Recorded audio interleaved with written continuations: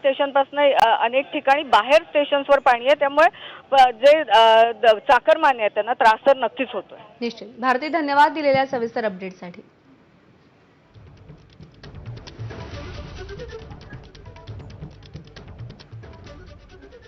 दरम्यान मुंबईसह उपनगरात मुसळधार पाऊस सुरू आहे। परेल हिंदमाता परिसरात पाणी साचलंय।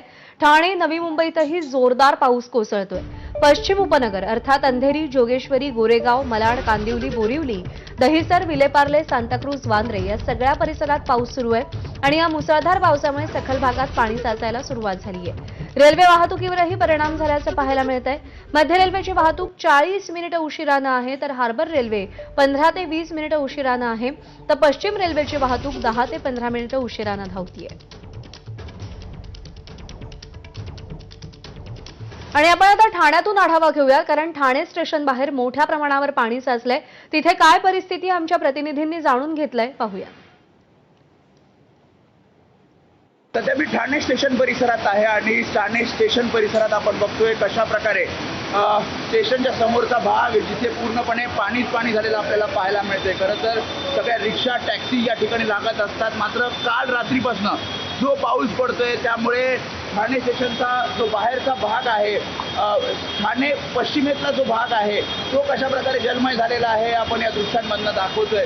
पूर्ण सकल भागांमध्ये पाणी साचलेलं आहे आणि लोकल सुद्धा अप आणि डाऊन मार्गाच्या साधारणपणे 15 ते 20 मिनिटं उशिराने आहे। त्यामुळे अनेक जण कामाला निघालेले आहेत, मात्र प्रशासनाने सांगितलेलं आहे जर तुम्ही अत्यावश्यक काम असेल तरच तुम्ही बाहेर पडा आणि त्यामुळे रेड अलर्ट ठाण्यात आहे। आणि ज्या प्रकारे मुसळधार पाऊस पडतोय त्यामुळे ही दृश्य ठाणे स्टेशनच्या बाहेरच्या आपल्याला पाहायला मिळत आहे, जिथे अनेक सखल भागांमध्ये पाणी साचलेलं आहे आणि पाण्याचा निचरा करण्याचा प्रयत्न प्रशासनाकडून केला जातोय। वेदांत नाईक, एबीपी माझा, ठाणे। आणि ठाण्यातला आढावा घेतल्यानंतर आपण सायनमध्ये येऊयात। सायन गांधी मार्केट परिसरात झालेल्या मुसळधार पावसामुळे सखल भागात पाणी साचलंय। अपडेट जाणून घेऊयात। निलेश बुधावले आपल्यासोबत आहेत। निलेश, काय चित्र पाहायला मिळत आहे सायन मार्केट परिसरात?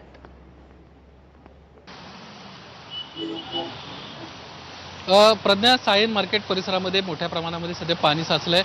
खरं तर अनेक वेळा या ठिकाणी पाणी साचतं त्यावेळेस गाड्या मोठ्या प्रमाणामध्ये बंद पडल्याचं देखील आपण पाहतो। शिवाय पूर्णपणे वाहतूक बंद झाल्याचं देखील अनेक वेळा पाहायला मिळतं। मात्र आज ही वाहतूक धीरे का होईना ही वाहतूक सध्या सुरू आहे। मोठ्या प्रमाणामध्ये पाणी भरलंय। सकाळची वेळ आहे, कामावर जाणाऱ्यांची संख्या मोठी असते कारण जवळच रेल्वे स्टेशन देखील आहे। या सर्वांनाच जाताना आता अडचणींचा सामना करावा लागतोय।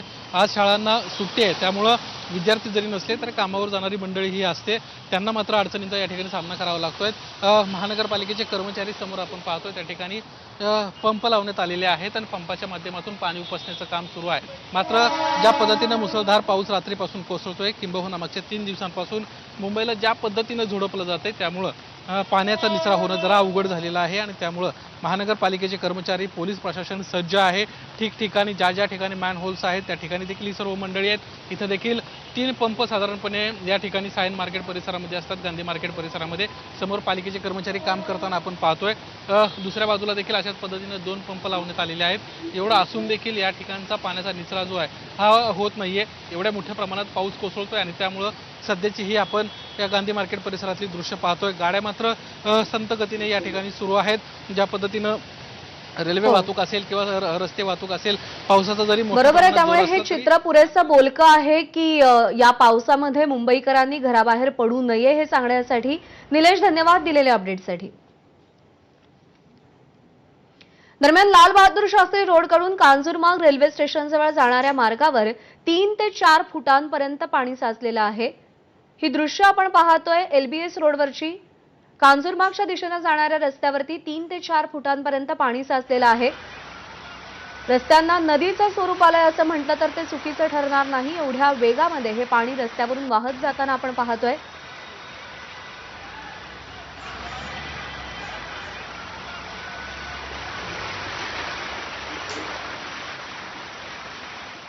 दरम्यान हिंदमाता परिसरातून पावसाचे अधिक अपडेट जाणून घेऊयात। निलेश बुधावले आपले प्रतिनिधी सध्या आपल्या सोबत आहेत।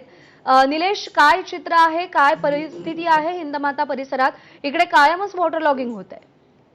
सध्याची ही हिंदमाता परिसरातली आपण दृश्य पाहतोय। मोठ्या प्रमाणात दुतर्फा पाणी भरलेलं आहे ब्रिजच्या आणि त्यामुळेच रस्ते वाहतूक जी आहे ती या ठिकाणाहून ब्रिज खालून जाणारी बंद केलेली आहे।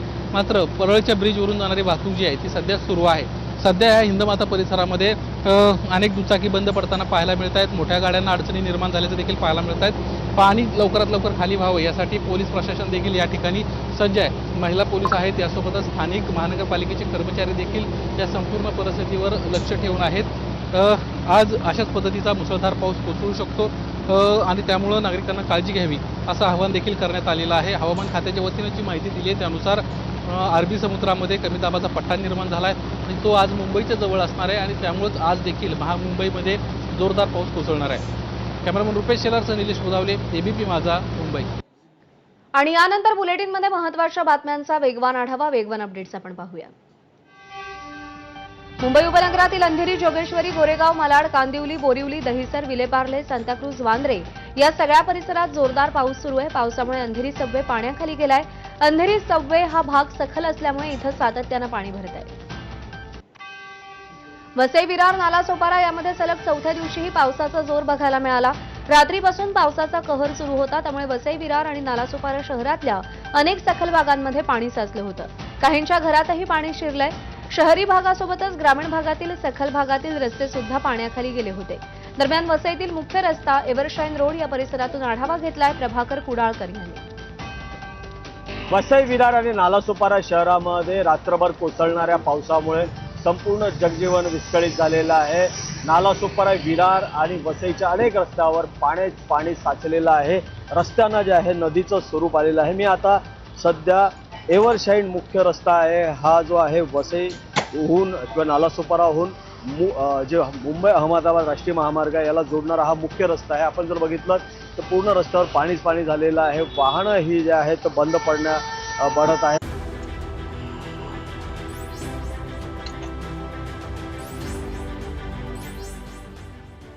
आलेले आहेत, मात्र या भर पावसामधून त्यांना वाट काढावी लागत आहे. आपण जर बघितलं तर नालासोपारा, वसई, विरार पूर्ण शहरी भागामध्ये पाणी झालेलं आहे. काही सोसायट्यांमध्येही पाणी शिरलेलं आहे, तर काहींच्या घरातही पाणी शिरलेलं आहे. आज रेड अलर्ट आहे पालघर जिल्ह्याला, त्यामुळे आज दिवसभर पावसाचा जोर हा असाच कायम राहील. प्रभाकर कुडाळकर, एबीपी माझा, वसई. तर वसई, विरारमध्ये सलग चौथ्या दिवशीही पावसाचा जोर आहे. मुसळधार पावसामुळे वसई, विरार आणि नालासोपारा शहरातल्या अनेक सखल भागांमध्ये पाणी साचलंय, तर काहींच्या घरातही पाणी साचलंय. शहरी भागासोबतच ग्रामीण भागातील सखल भागातले रस्ते पाण्याखाली आहेत. नालासोपारा पूर्व स्टेशन परिसर, central park, Achole road, Tulinj, Shirdinagar, Galanagar, Vijaynagar, Virar Akashi road, बोळींज, विवा कॉलेज परिसर, चंदनसार, वसई बस डेपो इथल्या सगळ्या रस्त्यांवरती पाणी साचलंय.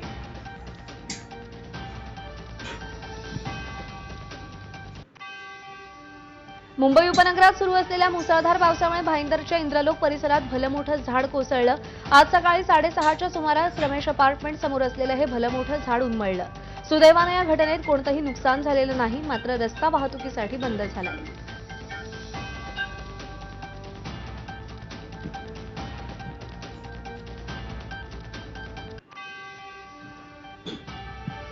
मुंबईमध्ये आज मध्यरात्रीपासून सुरू असलेल्या मुसळधार पावसामुळे विरा देसाई रोड पुन्हा पाण्याखाली गेलाय.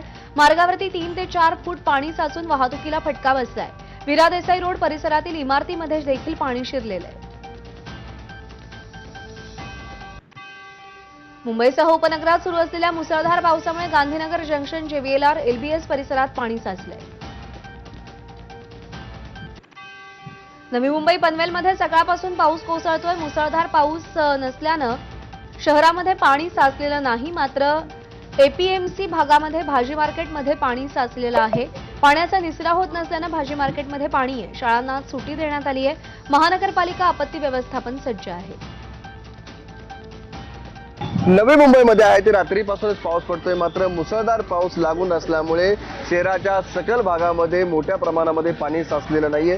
मी सध्या एपीएमसी मार्केटमध्ये आहे. तुम्ही पाहता की एपीएमसी मार्केटचं हे भाजी मार्केट आहे. या भाजी मार्केटच्या गेटवरती आता पाणी साचू लागलेलं आहे. या ठिकाणी सकल भाग आहे.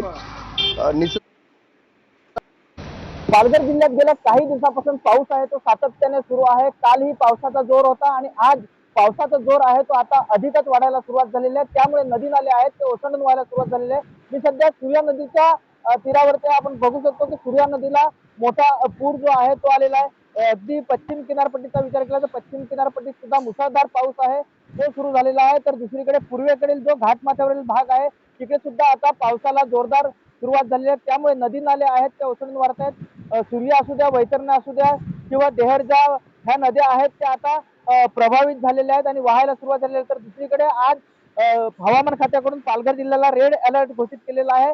त्यामुळे आज शाळांना आणि महाविद्यालयांना सुद्धा सुट्टी जाहीर करण्यात आलेली आहे. तर दुसरीकडे 21 तारखेपर्यंत जे मच्छीमार आहेत त्या मच्छीमारांना सुद्धा आभार हे सगळे पावसाचे अपडेट्स आमच्यापर्यंत पोहोचवल्याबद्दल. पुढची बातमी आहे वसईमधून. वसईच्या मिठागरला चारही बाजूनं पाण्याचा वेढा पडलेला आहे तर 100 कुटुंब आतमध्येच अडकलेली आहेत. मिठागरातल्या नागरिकांच्या घरामध्ये गुडघाभर पाणी साचलंय. आढावा घेतलाय आमच्या प्रतिनिधींनी, पाहूया.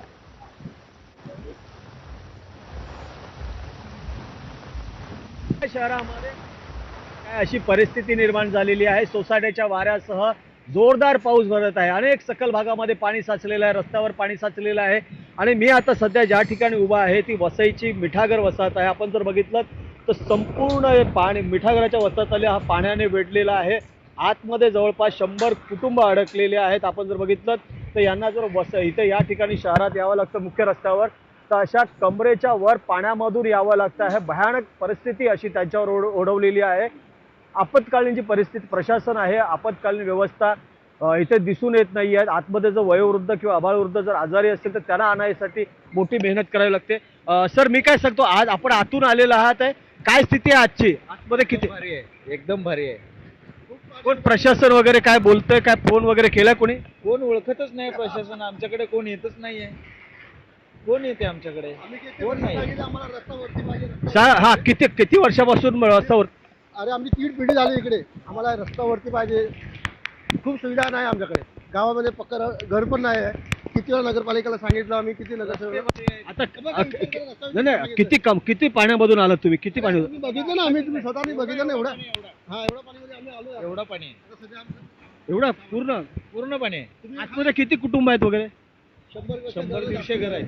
100-150 घर आहेत. म्हणजे आता सध्या काय परिस्थिती, काय पालिकेचं कोणीचं आलेलं काय फोन वगैरे?